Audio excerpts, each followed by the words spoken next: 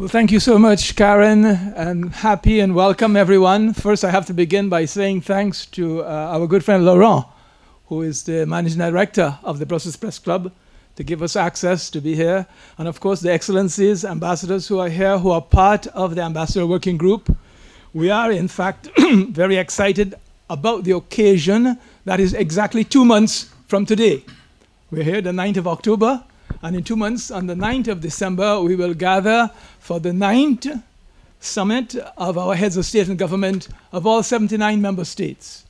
Something unique and special will be about that 9th summit. Not only that will be in Kenya, of course, and Kenya has a great reputation of hosting major events. It is the only United Nations, the only country with which in our developing world there are 2 United Nations centers there, one dealing with habitat and the other one dealing with the environment. So Kenya to be our guest is more than a privilege and honor for us in the ACP.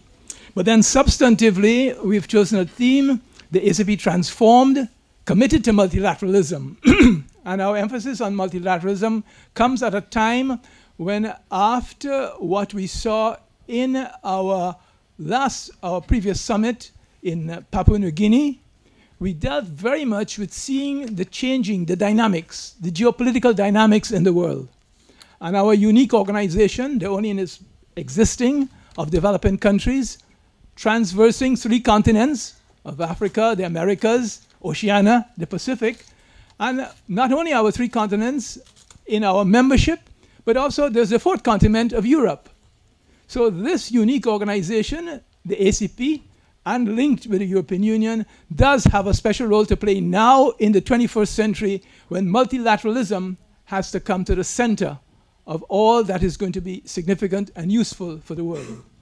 So in choosing that theme, we've also been able to identify some sub-themes that we will look at, because derived from that concern to focus on multilateralism, what we like to say is that the ACP is going global. The ACP as a global partner, transforming the ACP group into an effective global player. That has been our mission and our charge since we had the last summit. And now we're implementing that. We're implementing that in a number of ways. We were very happy that the implementation of the Paris Agreement on climate change was only possible because of the combined forces. The combined forces of what, at that time, Secretary of State John Kerry called the Ambition Coalition.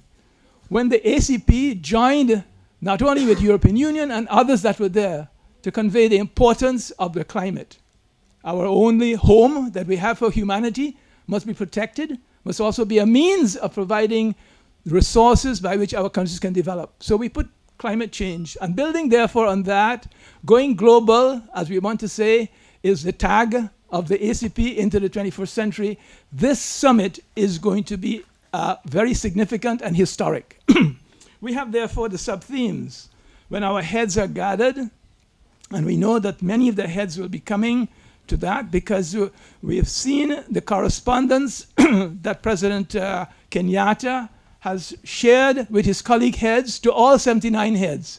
And only yesterday I was speaking with the ambassador of Cuba, and she's very happy the fact that President Canel Bermudez of Cuba has received his invitation from President Kenyatta. So we really want to say that the effort being made in Kenya to organize and to ensure that this is a successful summit is to be appreciated.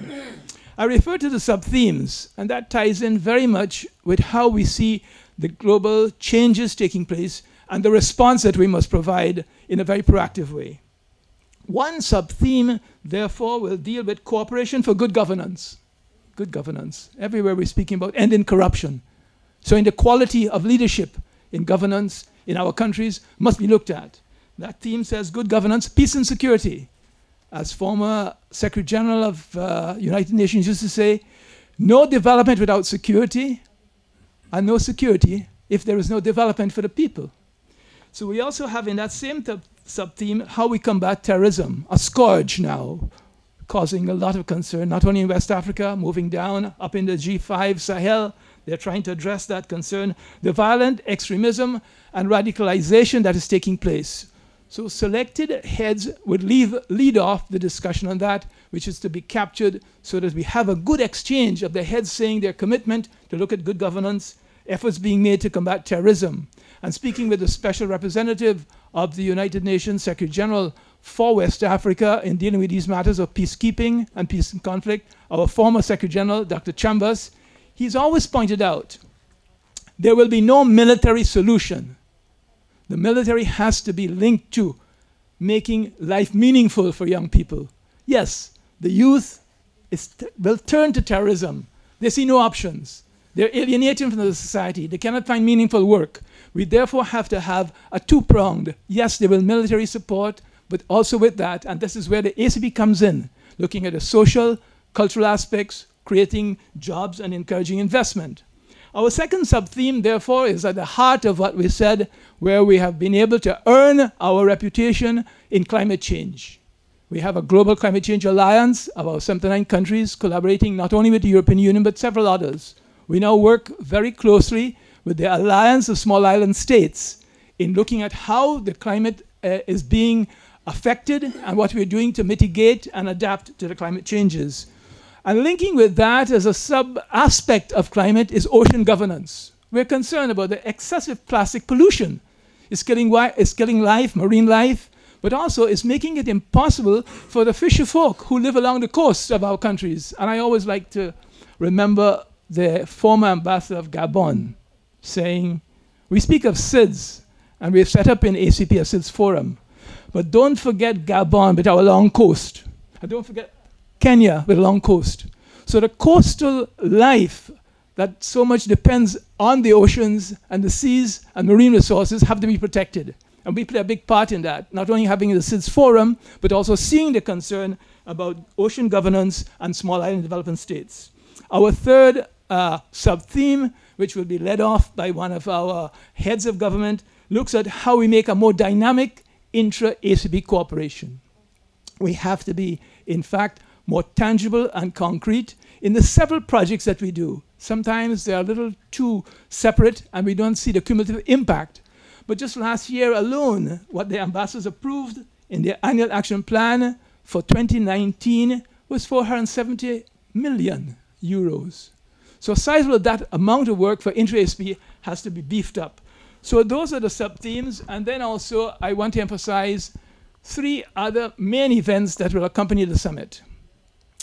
A unique effort is being taken by Kenya for a First Ladies Forum.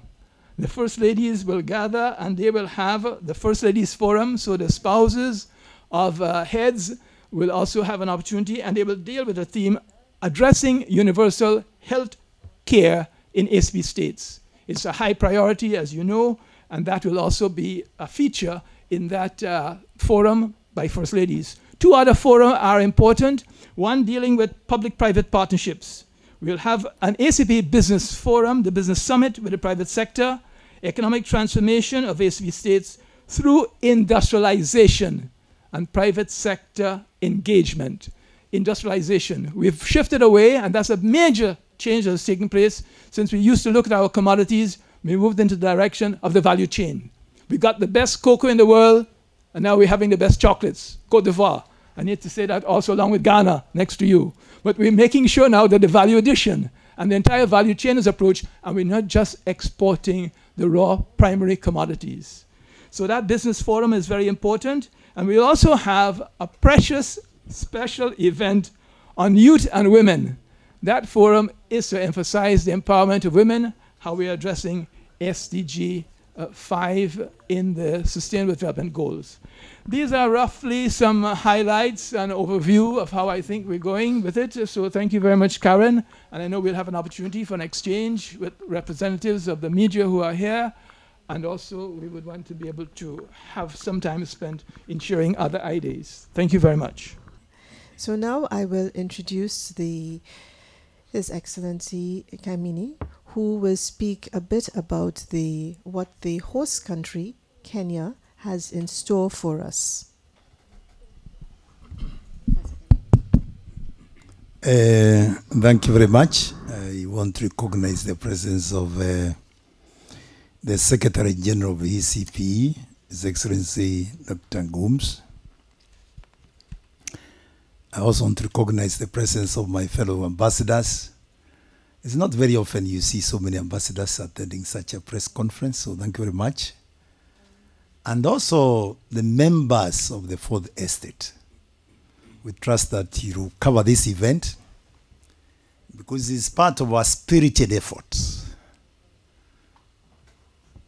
to make sure that the presence of ACP group of states is felt globally and for good reasons, as was explained earlier on.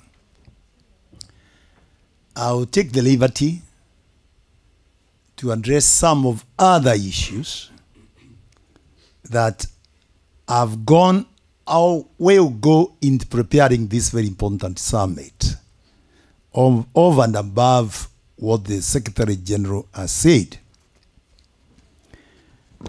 You might, for example, be asking yourselves, do we have a communication strategy? And the answer is yes. That's why we are here this morning. So we have a communication strategy, and part of that strategy has this very important information. For example, what are the objectives of this 9th summit? It's very important. What are the objectives? Chief among them is to endorse the outcome of the negotiations for a new ACP EU partnership agreement, which we are calling post-2020, because we have an agreement which has been there in place, the Cotonou Agreement. Then the other objective is to take stock of the implementations of the commitments that we have made over the years, especially the 8th summit, which touched a lot on sustainable development. Then we, in this new agreement, we also be considering the revised Georgetown Agreement, which dates back in 1975. Talk about 44 years of existence. The other objective is to provide political leadership and guidance on ACP's approach for achieving sustainable development through Agenda 2030.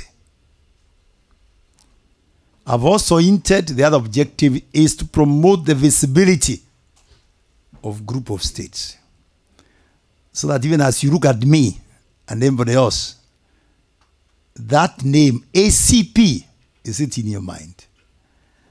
And you might be wondering, what is this animal called ACP? So we are going to promote the visibility. Also, the other objective is to facilitate high-level cooperation of ACP group of states. As they say, charity begins at home. Before even we go out there, we want to see more of intra-ACP cooperation amongst ourselves. And that is critical. So, what are the objectives of this communication strategy? Let me not bore you so much. But the primary focus of this strategy is to speak to a very specific high-level target audience. And the secondary objective is aimed at using the opportunity of the event to raise the visibility of ACP. And I kept on repeating that several times. So our target audience, of course, as you'd expect, it is the ACP group of states as per our communication strategy. It's the staff, regional government ministries, and partner organizations. And there are many EU, regional organizations, UN agencies, and all that. And we also factored how this strategy is going to be in terms of channels of communication. That's part of our strategy. So you might be wondering, what tools are we going to use in this strategy? Part of it is media. It's very important. We will use websites, of course, internal communications, and even publications. So the timing of the activities, we have activities for the pre-summit, during the summit, and post the summit. During the summit, for example, we shall be having daily media briefings. There will be an indicated media space. This is an area of interest to all of you. The indicated media space. Whereas 2 areas for interviews to be booked in advance. So what are we going to be doing post-summit? Of course, is to distribute the summit resolutions. Then, of course, we shall publish the summit report. So basically, that is so far as the communication strategy is concerned, which is very, very important. The other item which is very is also critical, apart from communication strategy, during this communication strategy, we will be using a logo. So I want to request Karen to project that logo on our screen so that we can see it and appreciate what that logo is all about. I'll also attempt to interpret it from a lay person's perspective, not from Karen's perspective, but from a lay person's perspective. That's where we have 2 types of logos. There is the long one, the long version, and there's the short version. Yeah, I can see she has put let her put the long version so that you can see it. Long version? Yeah? Okay. Anyhow, as you can see, the logo generally takes the shape of number 9. I hope you can see number 9 there. The numeral is creatively crafted, capturing the main spirit of the summit, the mission, vision, and core values. And the concept sparks the main ideas to be captured as per the guidelines which were given by the ACP Secretariat. 1, transition, change, and growth. Can we see that in that logo? The answer is yes. This is depicted by graph ascending in an upward direction. I hope you can see that graph. The other aspect which is very important is cooperation, partnership, and community as a ACP group of states. This is depicted by the hands shaking. You can see the hands shaking there. Infographic, which also resembles a love icon. We love each other. I think as ACP states, that's what we are saying. Then there's a concept of renewal post-2020. This is depicted by the arrows recycling, and you can see that. Arrows recycling like this.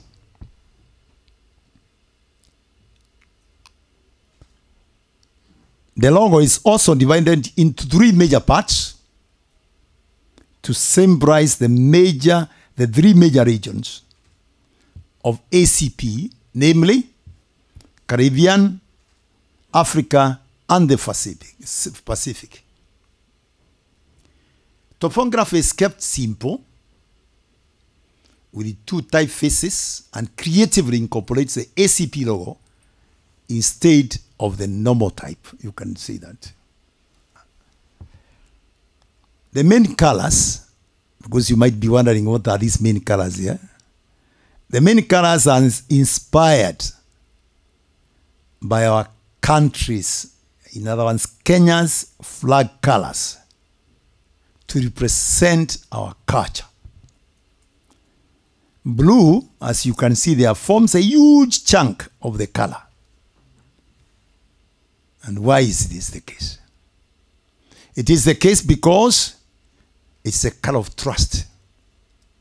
A color of trust, and invokes the feeling of honesty, loyalty, and inner security. Inner security. Again, the blue color also refers to important areas of work for the ACP countries, especially seeds and the blue economy. Some of our countries, whether in the Pacific or Caribbean, you see they are surrounded by ocean, really. And therefore, this blue color is very important. The other item, now we can move on. We want a short and long version. You can just show the other version so that they see it. Yeah, okay. I think that is done. So you might be wondering, members of the Fourth Estate, do we have a draft program for this great event? The answer is yes. The program runs from 6th of December to 10th of December this year. On 6th, it will be a Bureau of Council of Ministers.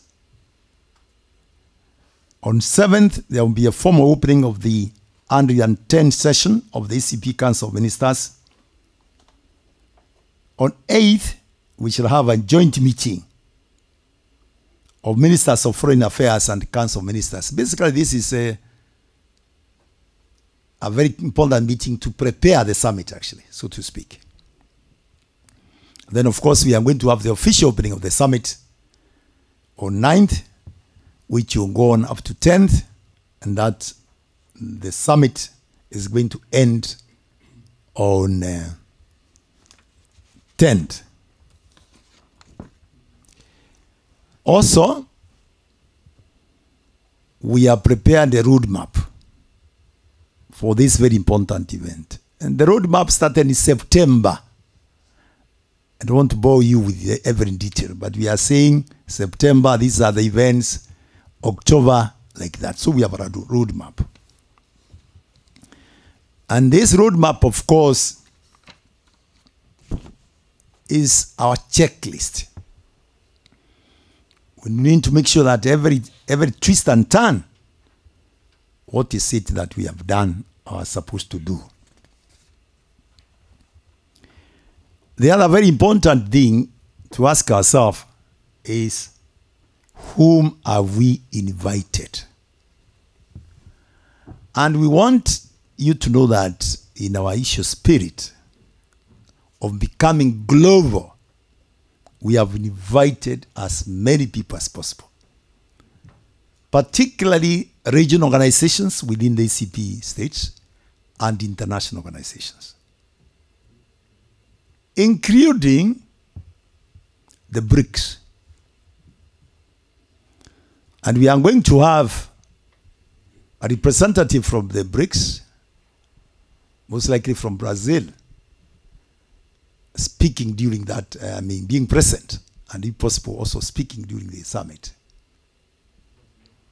Of course, United Nations, the Secretary General, other organizations, there are many, as you know. Our key partner, the European Union, institutions will be invited. So let me put it to rest. But we have a list.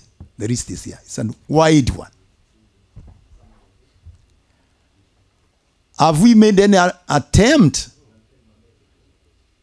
to make sure at some point we visit Kenya, where I come from, to establish whether we are prepared for the summit or not. And the answer is yes. We shall be visiting Kenya, 2 representatives from ACP Secretariat and myself on behalf of the Committee of Ambassadors, especially these colleagues who have been who have been preparing this summit.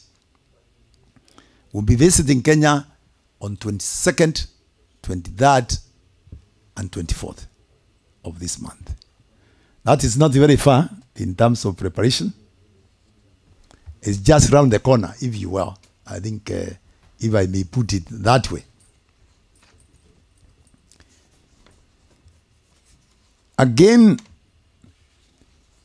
as you mentioned by the Secretary General, this is going to be a very unique summit. Especially given the fact that we shall be having a revised Georgetown Agreement, which has been substantially revised and improved to take into account this newness, this transformed ACP. So you'll be seeing that, and it's a very important one. It will be a standalone, if you will, document, which will be considered and approved during the summit. So part of our communication strategy on that day of the outcome of the summit will be exactly that. We have also made arrangements on the elements of Nairobi Declaration. Because some of you might be asking, what will be the elements of Nairobi Declaration?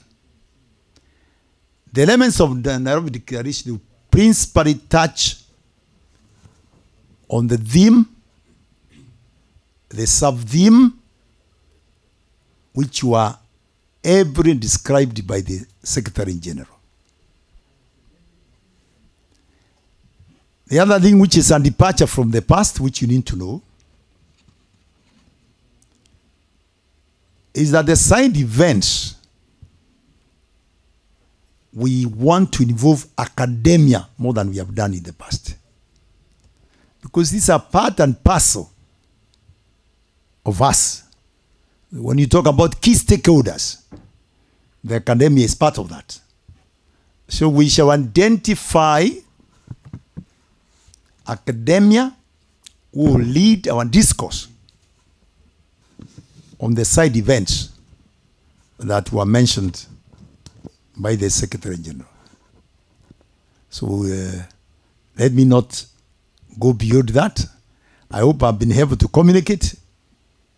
Some of you might be wondering again, if you want to come to Kenya, getting a visa, is it going to be tough? The answer is no.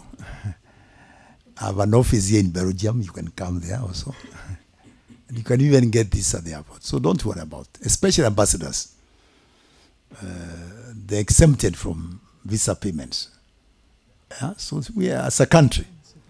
And the Secretary General as well. So I think that is important. You are told the venue for this important summit is Kenyatta International Convention, not conference, Convention Center, which has next to it many hotels of international repute. And in due course, we shall be giving you an information note, members of the press, in due course, because this is not the only time we are going to communicate with you, so that you can get to know about Nairobi climate in December, how it's going to be. Yes, that is important. The weather, is it going to be warm or cold? Nairobi is usually described as the city in the sun. Beautiful city. Even if you don't come with warm clothes, you can be sure you'll be safe. This is what I'm trying to say. So thank you very much for listening to me. God bless. Thank you very much, Ambassador. I think we have had an extremely thorough briefing on the summit, the venue, the climate, what to expect, and what will be given to the some of what we will be giving to the media. Now I'd like to take any questions that you may have. I'd like to ask them. If you'd like, you can ask directly the ambassador or the SG if you'd like to know anything further.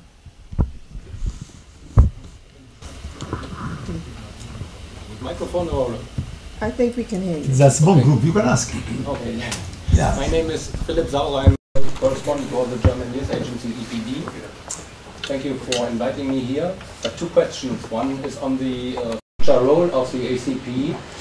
What is in business, you would say, unique selling point, apart from your big number and the fact that you stretch over 3, or you take in Europe, 4 continents?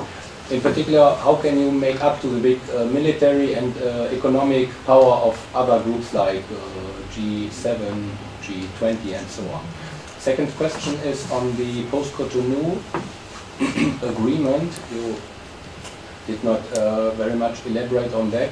Could you give a very short overview of the state of play of the negotiations, including the points which have raised conflicts or at least debate in the past, like the Article 96 about suspension of the agreement and the subject of migration? Thank you very much. Any other questions? You take a few questions, should we? Yes, we will. We will. Any other questions?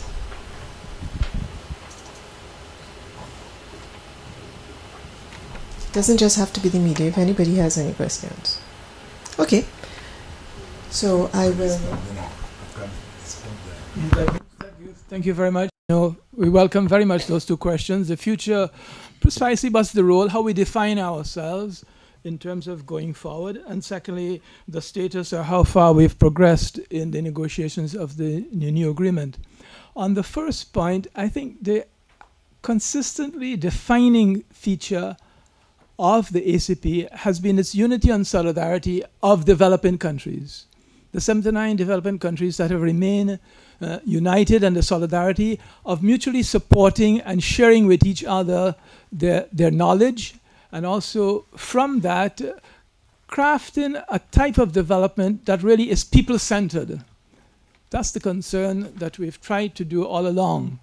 And I believe that the 44 years since 1975 of the Georgetown Agreement has emphasized that concern about the solidarity and the commitment. And I want to link that very much to how I see this very remarkable logo and the effort and the creativity that went into preparing the logo, and the blue aspect of the honesty, of the concern about governance. And that is why it was also linked to saying our solidarity must be primarily around a principled solidarity. And if I may, without being harshly critical, that's why the G77 is a very amorphous and different group. The 79 of the Georgetown Agreement is a treaty-based organization. Therefore, it has rights, obligations, and commitments. And that commitment high up is that we are to find more and more of being united and strong in seeing that the quality of governance in our countries serve our people in an authentic way. And over the 44 years, as you can see, the regard and the respect for democracy, for good governance, has been a hallmark. And I think that's very true. The other dimension is the way in which we've seen the success of pooling resources for trade. The trading aspect has been helpful in the sense that the success, whether of sugar, the banana group, the cocoa, the commodities, in an early start, on an early phase, was too much the export of primary commodities. But now it is moving into the value chain and moving up the value chain and linking with industrialization. Now, that aspect to me about trade being able to be dynamic in responding to the changing environment has been also possible because of working together. The success of Botswana relating to its question of its beef, and Namibia, the way in which sugar, we're very proud of what has happened.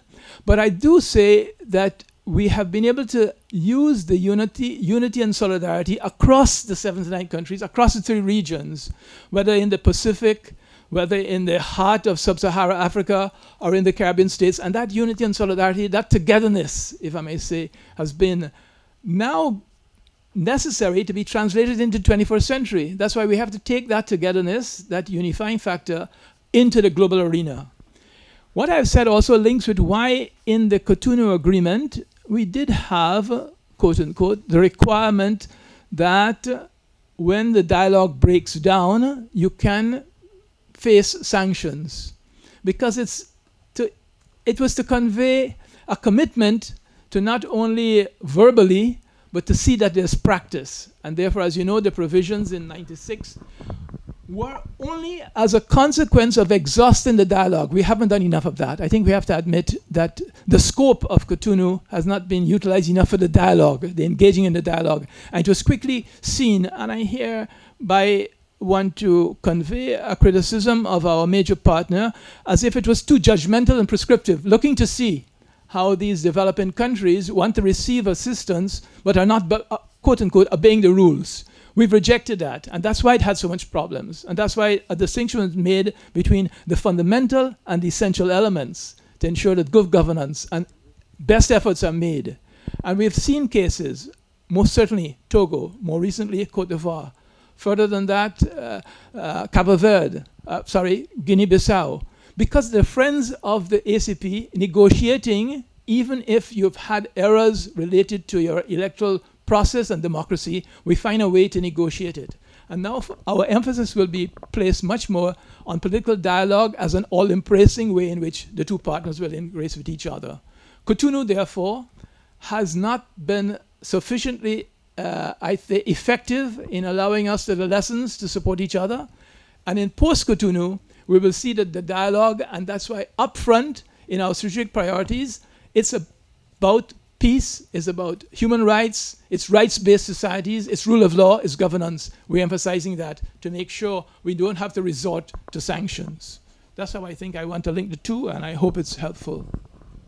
But Ambassador, you should elaborate. Yeah, thank you very much, SG, for answering the questions. But let me add my voice to what he has said. First of all, it is true. Although you said besides the big number, that big number is very important. We are talking about 106 countries, which is a big percentage of members of United Nations. So when it comes to the future, we really want to use these numbers to our advantage. We have done in the past, and there's no reason why you can't do it in the future.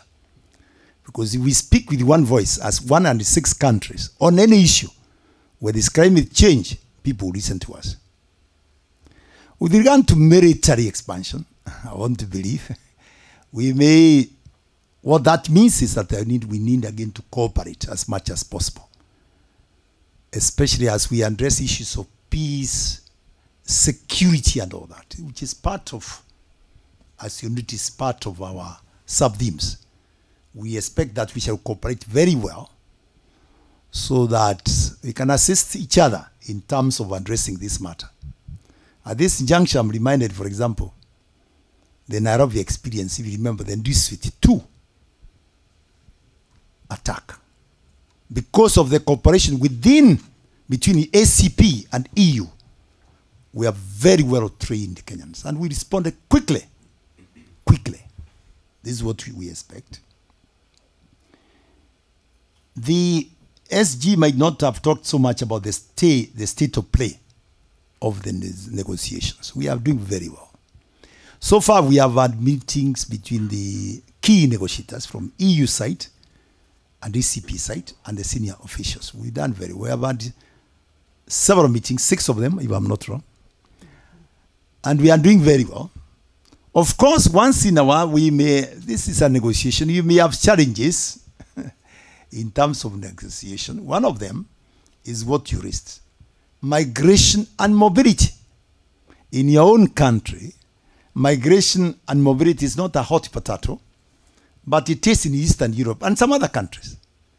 Yeah, even part of what is happening about Brexit is because the issue of migration is very sensitive. But by and large, we are almost there in terms of having consolidated text on this very sensitive aspect. It has been put on abeyance for some time because, again, of the emerging issues, whether it's in Italy and some other places. I'm sure you know that. So we are on track. We are on track. That's what I'm saying. And the expectation is that we should be able to finish this by February next year.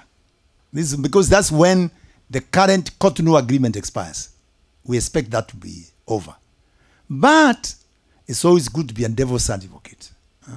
We must provide a transitional mechanism, which is already there, enshrined in the current Cotonou agreement, so that if there's delay beyond February 2020, we shall take care of that. And the Committee of Ambassadors has been mandated or given power by the Council of Ministers to do that. Thank you very much. Sure. You have another question? Thank you. My name is Gilbert. I'm a journalist. So, being in Gabon for the first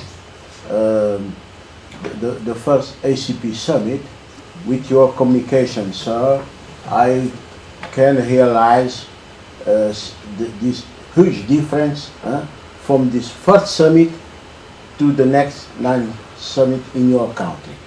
But of course, I'd like to put 2 questions. The first one is about the link between the EPAs and the EPAs, of course, is on behalf of ACP Group, and Cotonou Agreement is an international treaty, it's a legal treaty, and the link with the new African Union African Union trade, so trade zone. How you make the link? Because for this 9th summit, it will be very interesting, I think, to communicate to people how you link this. Otherwise, because of course the partnership between African Union and European Union is a political partnership. So I think there is some link. I would like to hear about it. And the second question is, during this General United Nations Assembly, you was in a kind of, let me say, a real partnership with the European Union about climate change. It was something strong, or it was only for the show? It was something strong. You bring something specific from this General Assembly to the next 9th summit, and can you explain to us? Because if of course the post-Cotonou agreement, post-2020, is already booked or not? Thank you. Any other questions? Okay. Esther, do you want to take a first pass Thanks at very that? much. Let me start with the easier one, climate. Concrete activities being done.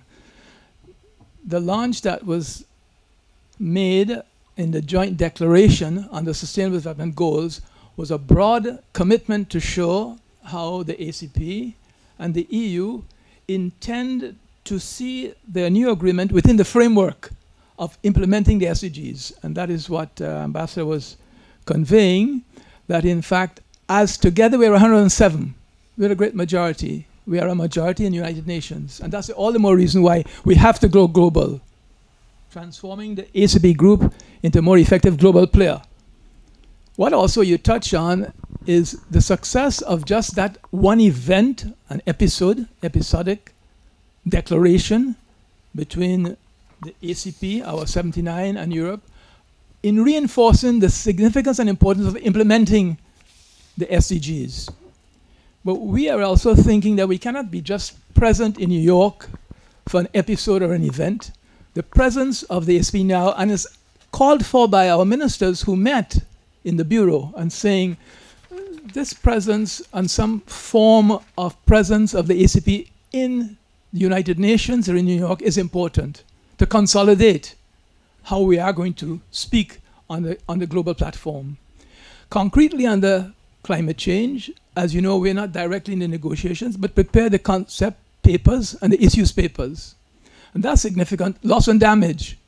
Fiji, when it was also the co-chair of the COP 23, 24, we're preparing for 25 now. Katowice, the Katowice rule book that has been defined, specifying nationally determined contributions that countries must make. We're providing the support and identifying ways and means. So we are very much walking the talk where climate change is concerned.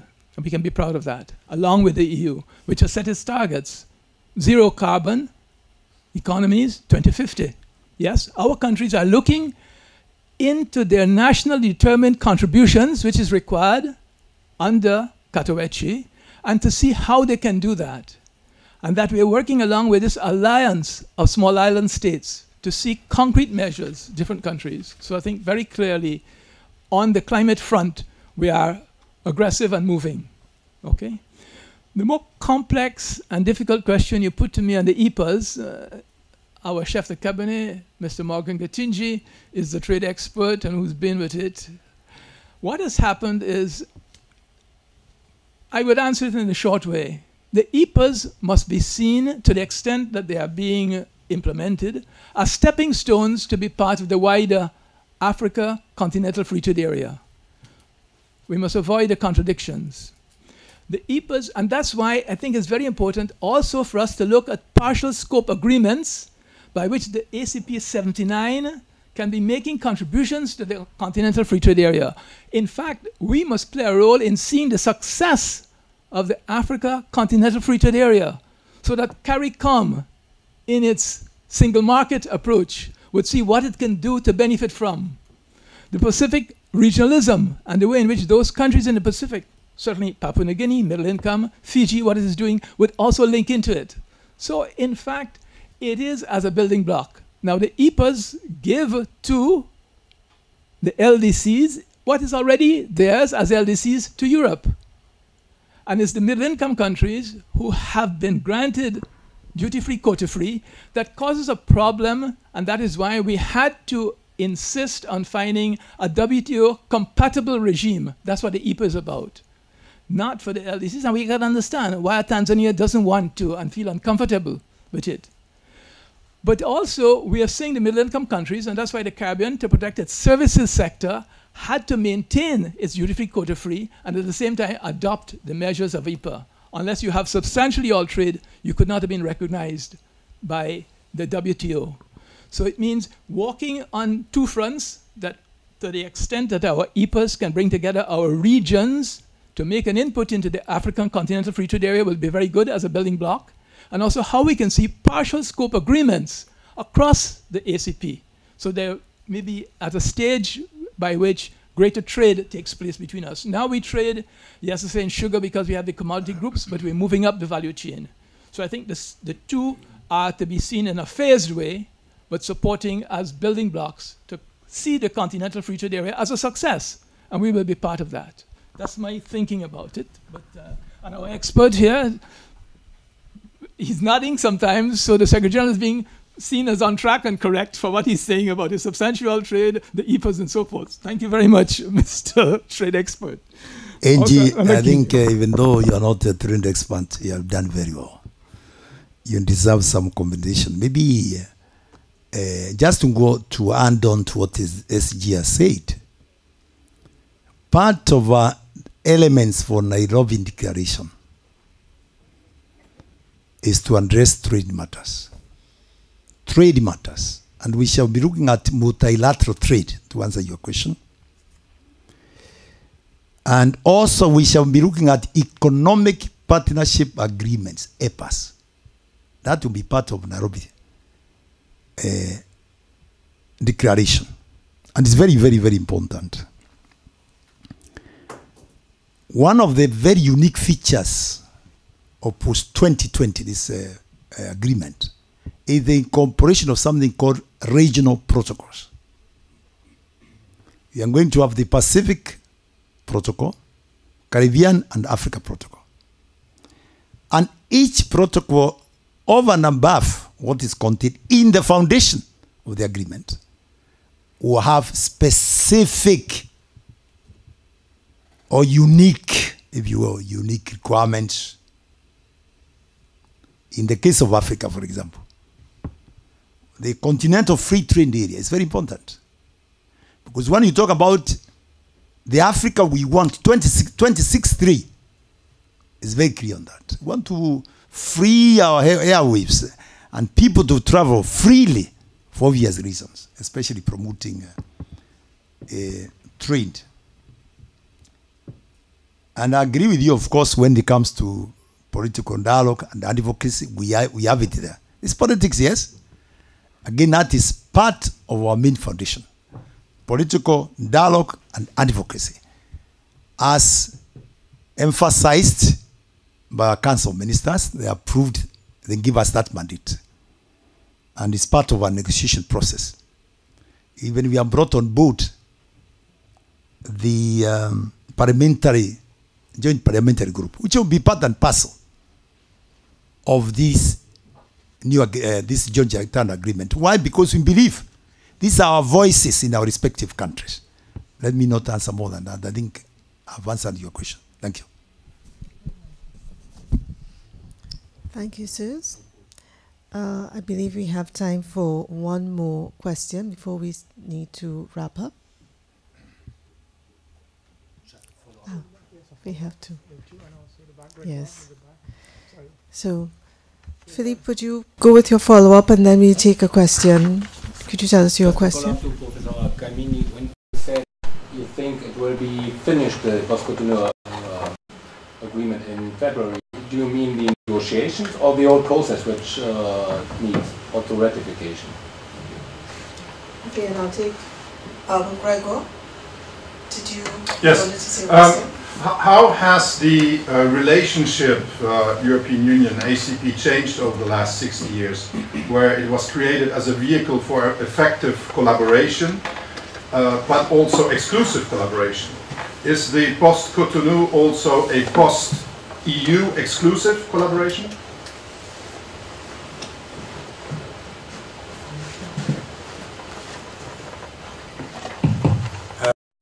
Request SG to answer the second question, but the answer, yes, we are talking about negotiations. We expect them by the end of February, they must be over, negotiations. The relationship, maybe I may touch on it, it has been very healthy. And that's why we are so keen, because the things we have achieved for the last 44 years, really, enormous. So as we look into the next 20 years or so, because it's going to be a legally binding agreement, single undertaking for the next 20 years, we want to build on that relationship. For example, the European Development Fund has been very useful. A very unique feature of that relationship outside the EU budget. And as we negotiate, we want to retain it, because it promotes co-management. It is even faster in the discharge or release of funds. SG, maybe you can hand to that. Well, thanks very much. Briefly, I would say Lomé leading into Cotonou, trade and aid. It was characterized as trade and aid.